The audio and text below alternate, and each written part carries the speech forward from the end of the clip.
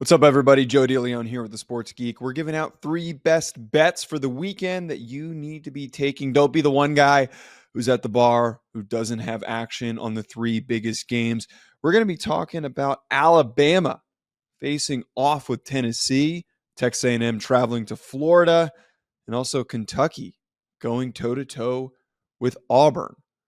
Let's take a quick look, though, at how we did on our last bet. So we did phenomenal on Wednesday night. We went freaking 3-0. Anyone who tailed me, you're welcome. Went 3-0. We had a great success on taking the Pistons plus 3.5, Auburn minus 12.5 versus Ole Miss, and Michigan State plus 3.5 versus Maryland. But of course, you get brought back down to reality, and we ended up averaging out over the last 2 days another 2-1 record because we went 1-2 on Thursday, which sucks. It was annoying. Couldn't have rode a little bit of momentum there to start pick up some steam. We didn't hit on Nuggets -3 versus the Bucks. They played like crap. Oilers money line versus the Panthers. Swung and missed. We stink at placing hockey bets. I think we're going to take a break on the hockey bets. Sticking with basketball. And then Rutgers plus 11 versus Michigan ended up connecting. So far, a look. We maintain our average. We're at over 63%, 19, 11, and 1 overall, and we're 15-6 in college basketball. Look at that. 15-6. 1-4, as we said, in the NHL. Again, I think we're going to take a little bit of a pause on doing some NHL bets. If there are big games, we'll probably talk about them. Not sure if I'm going to include them in our picks, though. And we're 3-1-1 in the NBA. There's plenty of time to rebound there on NBA bets. Let's get into it. All right, first game, Auburn at Kentucky.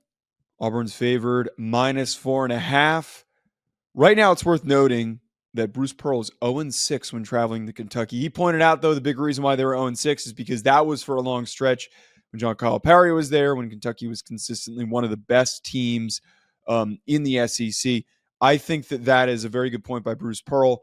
I don't think that should factor into our decision-making. Auburn is on an 8-game road winning streak. That is the important thing to note. They're 17-11 against the spread. They are 6-4 against the spread in their last 10 with a 9-1 record overall. Kentucky is just 14-14 against the spread. They are not a team that consistently covers. They barely cover, and especially in these top 10 matchups in these situations, they have not had much success covering. The other thing, too, and the reason why the pick that we're going with here, we're going with Auburn -4.5. The Tigers are averaging 85.1 points per game, which is 8.5 points more than what Kentucky is allowing at 76.6. And when Auburn goes over that number, they've got a great offense. They are 16-7 against the spread. They're 12-2 overall. So I think in this road situation, that Auburn, War Eagle, is going to cover -4.5. Alabama at Tennessee. I am going to go with Alabama to cover +3.5. It's a nice little cushion there as a road team. And I'm a little cautious here because I keep making this mistake of buying into road SEC teams and then they end up getting their butts kicked.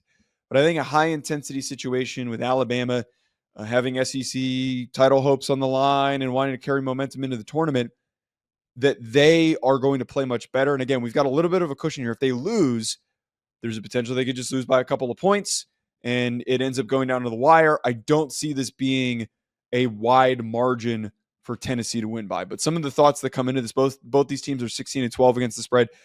The Crimson Tide, one of the best offenses in college basketball. Actually, I would argue the best. 91.5 points per game, which is 30.7 points more per game than what Tennessee allows at 60.8. That is a significant margin. That's not an indicator like, oh, they're going to win by 30. No, the point is that that's so wide to show that despite how good Tennessee is defensively, it's going to take a lot to slow them down. Alabama is 16-12 against the spread and 23-5 overall when it scores more than 60.8. So they have success when they go over 60, and I foresee that happening. The last part here, there is great disparity in 2 categories that we love to talk about on this channel that has produced success for us. Alabama's #1 team in the country at rebounding. Tennessee is 40th. Big gap there. Even bigger gap Alabama, 17th in shooting percentage. Tennessee is 132. Two massive areas, shooting efficiency and rebounding. Alabama has a huge edge. So even though they're on the road, I'm taking Bama plus 3.5. Last one, let's go Texas A&M at Florida. We are going to take Florida to cover at home, minus 8.5. Big spread. I'm not really bought in on this Texas A&M team. They have produced inconsistent results for me. Florida laid a huge egg against Georgia. One thing I always love when you got a good team like this Florida team, you get your butts kicked, you're pissed off. You're motivated. You're coming out next game and you're going to play your ass off. You're not going to just drop another game or just win a close one. No, you're going to be motivated to play as well as possible. So we are going to take here in this situation, again, we're taking Florida minus 8.5. Florida is 28 against the spread on the year. Texas A&M is just 15, 12-1. Florida is 7-3 against the spread in the last 10, 8-2 overall. Texas A&M is only 5-5 in their last 10 against the spread. And the last part here, massive, ugly shooting disparity. Florida, 62 shooting percentage in the countries. They're 62nd. Texas A&M is 301. They're an awful shooting team, which is why I don't want to put any faith in them and why I do not trust them in this situation. Folks, let me know below who else you've betting on this weekend. Hit that like button and share with your friends. Subscribe, and we will talk to you later.